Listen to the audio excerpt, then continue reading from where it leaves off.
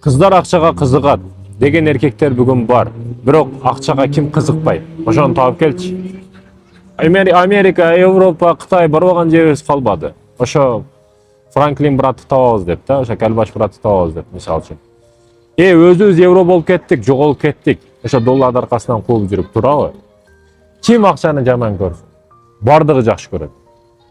Ошо келекени көбөйтө бер, ва жаш эледен 5000 сомдуктан көбөйтө бер. Баягы эң хуник болсоң дагы, эң кали, лысый болсоң дагы, эң курсагы чоңу болсоң дагы баары кыста болот. Сенип кой, кыста болот. Себеби дүйнөгө акчага кызыккан аял, кыз азыркы учурда өтө көп. Сенин рожаң, кожаң эмес, сенин колуңдагы нерсең кызыктырат да. Ошон үчүн эгер семиз болсоңуз, кали болсоңуз, хуник болсоңуз, башка болсоңуз, акчаны басың. Өз ошонолор көбүнчө акчалуу болот, а? Аялыңызга акча бериңиз, аялыңызга акча бербешиңиз, ал машина берип жаткан, ал интернетке чыгып алып путешествиясын, туризмин мактанып жаткан, айфон берип жаткан эркектерге хавасын, мындайча айтканда максатын, кызыгышын күчөйтөт. Мен айткым келет, ал нафака пулу, акча маселеси, беришиңиз бул сиздин милдетиңиз. Ал катын сиздики, кошунаңыздыкы же айылдыкы эмес. Сиз карашыңыз керек, сиз багышыңыз керек, сиз тарашыңыз керек. Бул деген дүйнөнүн акчасын пачкалап долларды бер деген маселе жок. Бирок аялга айттырбай акча берип турганыңыз бул эң жакшы. Аял өзү акча таап, өзү бактылуу болуп кеткенге чейин сиз бактылуу кылыңыз. Сиз сиз аркылуу бактылуу болгон эң жакшы да. Турамай Кудай менен сүйлөшүп алса, көрөт алады, нелер гана болуп кетет. Аял акча таап, касса меники, касса сеники деген темалар көп чыгып, аял эр болуп калбасын да. Баягы кээ бир акелер бар, бутасы аке болбогон аларга. Ошол темалар чыгып кетпесин. Эркектин сүрү бар, жыты бар. Эркектен негизи пивонун, вискинин, арактын, сигареттин жыты эмес, келечектин, чындап акчанын, чындап мотивациянын, чындап жаркын келечектин жыты ысы келип туруш керек. Балдарын келип кучактайт го, ошондо чындап мужчинаны кучакташ керек да, ата деп турупчу. Анан пивонун, тамекенин жыты келип турса, ал кандай болуп калат? Өзүң бар. Сигарет алып кел деп балдарыңа жөнөтүп атсаң. Айтайын дегеним, келечекти сонун кылып куруш үчүн азыртан башта. Өзүңдөн башта. Аялыңды 1000 жолу урушуп, андай бол, мындай бол дегениң менен бардыгы сага карап кетет, урматтуу эркек. Аялыңыз иш кылып жаткан учурда сиз дагы сөзсүз бир иш кылыңыз. Урматтуу эркектер, кээ бир эркектер бар, бардыгы эмес. Аял иш кылып атса, тамак кылып атса, келип жатып алат диванга. Рыза иштеп атат, поляда иштеп атат, талада иштеп атат, иштеп жүрөт, бирок эркек уялбастан жатып алат да. Курсагын сылап, курсагын үстүгө коюп алып, каалаган каналдан каналга секирип, телевизорду көрүп отуруп алат. Же телефон чукулап атат. Внимание бербеш ушул жерден башталат. Внимание беришиңиз, бир иш кылса, дароо жардам бере коюң. Тамак кылып атабы, сабыз турай коюң. Эт туруп атсабы, сиз башка бирдекесин кыла коюң. Газга ошо бир нерсе кылып атса аялыңыз, сөз түрдө жардам бериңиз. Мен иштеп келдим, мен чарчадым, андай мындай деп дүйнөнүн ишин айтпаң. Аялга кереги жок ал нерсенин. Чарчап келсеңиз дагы чарчамаш болуп, күлүп, актер болуп, баягы көчөдөн келген учурда бир букет гүл алып келбесеңиз дагы бир кучак мээри махаббат менен келип, күлүп киришиңиз керек да. Сиз ата, аялыңызга эр болуп киришиңиз керек. Жумуштагы проблемаларды алып кирбеш керек. Мен эч кимге проблемамды айтпайм. Апама дагы, аныма дагы, тууганыма дагы, буга дагы эч кимге айтпайм. Эмне үчүн? Себеби аларды айтсаң, биринчиден аларга жүк болосуң. Экинчиден урмат сыйын кетет. Үчүнчүдөн алар сенин маселеңди чечип бере албайт. Зачем аларга айтасың? Ошон үчүн некен аялыңыз бирдеге кылып атабы, сиз жардамдашың. Сиз бирдеге кылып атсаңыз, ал тал тайып диванга жатып алган жери жок го, турабы? Гүлмира атынын тарыхы, пайдасы, мааниси. Гүлмира эки мааниден турат. Биринчиси гүл, түркчө, экинчиси мира, экинчи бөлүгү. Гүл дегени түрк тилинен гүл, сулуулук, назиктик, жыпаржыт, жагымдуулук, сыпаттуулук, сыпайылык дегенди билдире турган болсо, мира мекендештерим перс тилинен которгондо, некен? Биз парса тиркче персче окуйбуз го. Перс тилинен которгондо мир деген сөзү байланыштуу болуп, урматтуу, асыл, бийик даражалуу, деңгээлдүү, урмат сыйлуу, кадыр барктуу, деген маанилерди билдирет экен. Гүлмира атын бириктирип маани бере турган болсок, гүлдөй сулуу асыл гүл, назик жана урматтуу айым сулуулуктун символу деп айтсак болот экен мекендештер. Мааниси ушул. Тарыхы Орто Азияга өзгөчө 20-кылымда кеңири тараган. Казак, өзбек, тажик, биз кыргыздарда өзгөчө көп коюлган аттардын бири бул Гүлмирахон, Гүлмиш, миш деп кетет го.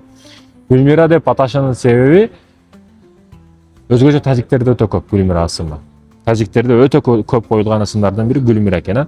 Пайдасы адамга туура деңгээлде таасир бербейт. Эч бир ат адамга дароо тагдырына башкасына таасир бербейт. Бирок адам ат туккан сайын өзүнөн бир рахат алат да. Мен атым ушундай деп. Миңдеген адамдар кол чабып атат. Мисалы, Абдишкүр Нарматов десе кол чабуулар менен устаз чыгат. Ошол жерде адам дух берет да, мисалы үчүнчү. Анан паланча уулу Догдурбай уулу Колдубай деп айтса, ана күлөт да сахна бүт бардыгы. Ошон үчүн жакшы ат болгону өтө жакшы да адамга.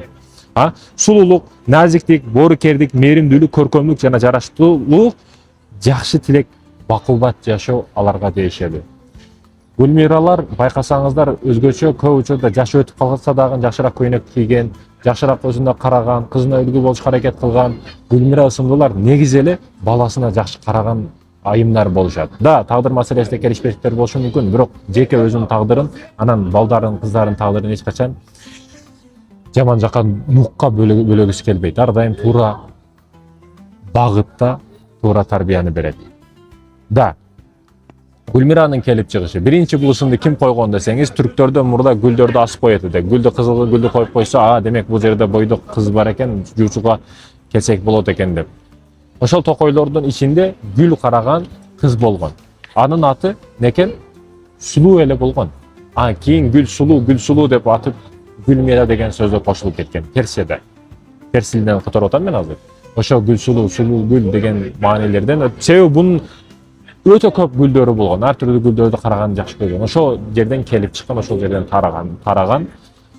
Бизге кийинчерээк 20-кылымда өтө көп тараган бул ысым.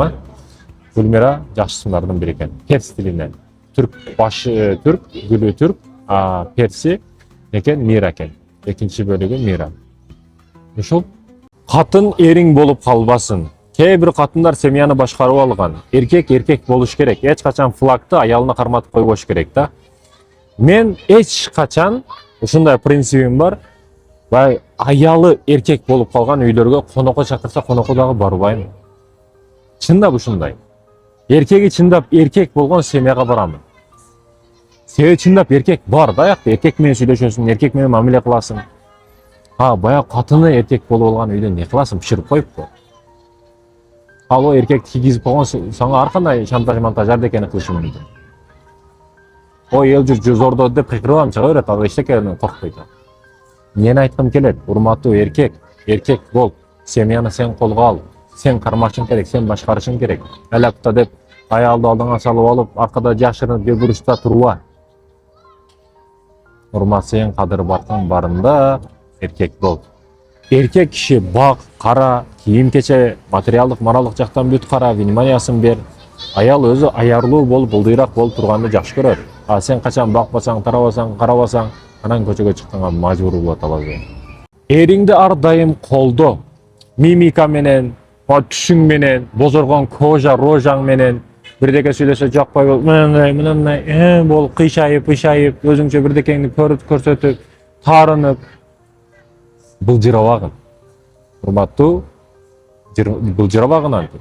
Не үчүн айтып атам? Кээ бирөөлөр ушундай, күйөөсү мимика менен мынтип көзүн мындай кылып анан келтат деп мыскылдап шылдыңдагандар бар да. Өзүнүн күйөөсүн ар кимге мыскылдап отурат. Ар кимге подружкаларына ортого салып берип коюп, шылдыңдап отурат. Өзүнүн аберимин төгүп атканын, өзүнүн намысы менен ойношуп атканын эч немеси жок.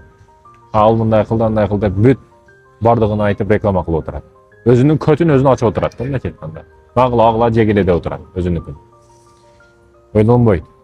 Ою жок. Неге? Парасат жок да себеп.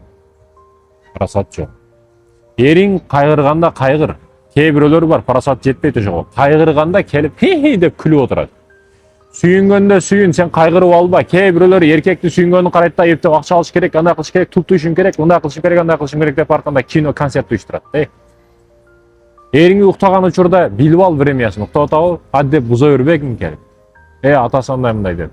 Уйкусун тынчын ала бербе. Курсак ач учурунда эч качан проблемаңды айтпагын. Билиш керек аял киши. Көп кыздарыбыз мындай темада түшүнүгү жок азыр. Телефондон сонун түшүнүгү бар бүгүн. Чала психологдор сонун угат. Бул телефон ушундай нерсе, кыз бала кирет дагы бирдекени угуп коет, менин арткы мээге таштап коет, задний фонгочу. Кийинчерээк жигити же күйөөсү ошол темада бирдеке кылган болсо ошол нерсе чыгып келет да кийин. Азыр көрө берет бул телефондогу мусорду. Кийин ажырашыш неге көбөйдү десеңиз, неге кыянат көбөйдү? Ошол нерсе кадимкидей мотивация түрткү да. Фаланча кылды, фаланча деп туруп анан кыла берет да.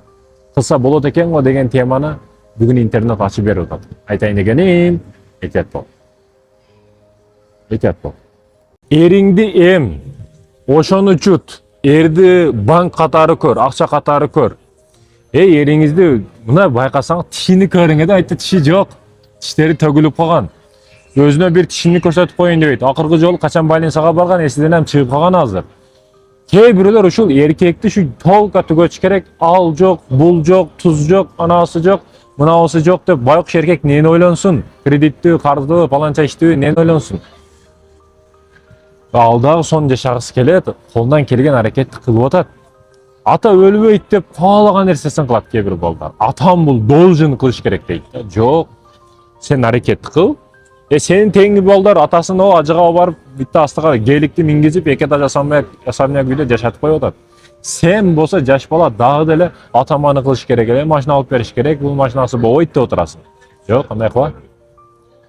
Кудай бергендин баласы 15 жашта семьяны башкарат. Кудай ургандын баласы 30 жашта дагы жаш болот деп бекерге айтпайт. Аракетиңди кыл бала. Алуучу эмес, берүүчү бол. Биринчи жакындарыңдан башта. Эркекти чарчатып коет. Эркекти чарчатат. Аялдар өзү билбеген абалда эркекти чарчатып коет. Бул төшөк маселесинен баштап бардык маселеде нерви, руханий жагы, моралдык жагы, материалдык жагы бар жоку ударды эң күчтүү бере турган бул жанындагы эле аялы болот. Бул дегени тийбе, андай кыла, мындай кыла деген тема жок, бирок ченем болуш керек. Торт ташта жүрсөң тыгылып өлөсүн, көңүлүңө тиет. Экскаватордагы өзүнүн көмөшүнө ылайыктуу гана топуракты алат, камазына салат. Ашчы алса, көтөрүлүп, одарылып өлөт. Нени айткым келет? Жардан кулабаш үчүн ар бир нерседе ченем болгону жакшы. Аз болор, кам курар, ар күнү курар дейби? Аздан болот, күн сайын болот. Бул эң жакшысы. Биз ойлойбуз, аталарды тажабайт, аталарды чарчабайт, аталарды өлбөйт деп ойлойбуз да. Бүгүн кээ бирөөлөр дасторкондун алдында атасы менен сүйлөшүп жатып, балам качан үйлөнөсүң десе, үй алып бер, анан үйлөнөм. Көрдүңбү, атамды шот кылып койдум, мат кылып койдум, сөздөн деп туруп сүйүнүп отурган балдар бар да. Жок, андай балдар келечеги дагы жок. Атаны кантип уялбай мат кылдым, сөз менен шот кылдым, андай кылдым, мындай кылдым деп айтасың. Уялбайсыңбы? Ал атаң го. Атаң должен эмес сага үй салып бергенге, машина алып бергенге, сени чоңойтуп 16 жашка паспортуңду алдыңбы, эми өзүң чыгышың керек жолго. Атам аны кылады, мына кылады, атам бай болуш керек эле дейт элең. Мына эми бүгүн паспортту алдың. Кана? Күрөшүп көр. Тиричилик менен күрөшүп көр. Тирүүлүк деген мазар менен мушташып көр, бир рингке чыгып көр. Кайсы менен мушташканым жакшыраак эле дейсиң да. Бир мушташып көр. Эми кезек сага келди эми. Кана бай болуп экенсиң, болбойбу экенсиң. Атаң сага кылып бере албаган жашоону сен балдарыңа кылып бер, көрөйлү кана. Мен айткым келет, урматтуу мекендешим. Аталарыбыз аяйлы, аталарыбыз урматтайлы. Бетидеги тиричти карабайсыңбы? Бутудагы орунду карабайсыңбы? Пешенесидеги, пешенесинин үстүндөгү чачтарды агарганын карабайсыңбы? Ошол нерсе жетпейби сага мекендешим? Бул маселеде көзүңдү ач. Тилдүү аял жакшыбы? Же убадасыз касамкор деп коет бизде. Биз тараптарда ләпсиз эркек деп коет. Кайсы бири артыгыраак, кайсы бири жакшыраак, кайсы бири эң жакшы деген темада аял кишини алдаса болот. Аял кишиде кээде ушундай айткан сөзүнөн кайтышса дагы боло берет.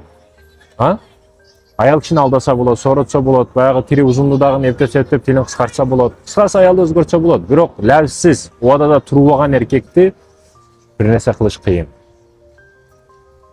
Убадада касамда турбаган ләпсиз эркекти кантип оңдойсуң?